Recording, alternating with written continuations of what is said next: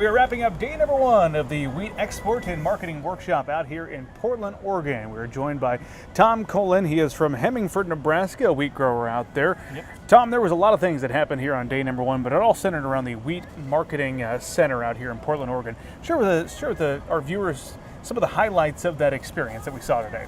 I think my favorite part of the deal is when we went through the cracker making line and the tortillas and the noodles. I mean, it was interesting to see how all that stuff worked, like on a downscaled version of a commercial baking line, I guess. But that was probably my favorite part of the whole thing. And we heard a lot of information out of quite a few people. It was all real good.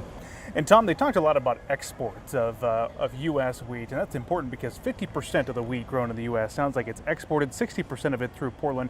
Did that surprise you, hearing about some of those export destinations that they shared with us? Yeah, it was kind of surprising with all the different places that wheat goes. I mean, it sounds like in Nebraska, our wheat makes a big difference all over the world. Of course, you don't often have the chance to see where wheat goes after it leaves your farm. Of course, heads off to one of the local co-ops, and who knows from there. So, this trip puts it all together to show you some of those further destinations.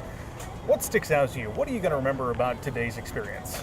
I don't know. I mean, it's amazing how much wheat gets put on a ship to go to one of these places, and how big of a conglomeration of different farmers and different regions and wheat gets put on the same ship to go to one place halfway around the world. Yeah, certainly fascinating. And tomorrow we got a lot more still in store out here in Portland, Oregon. But for now, we will wrap up day number one of the Wheat Export and Marketing Workshop.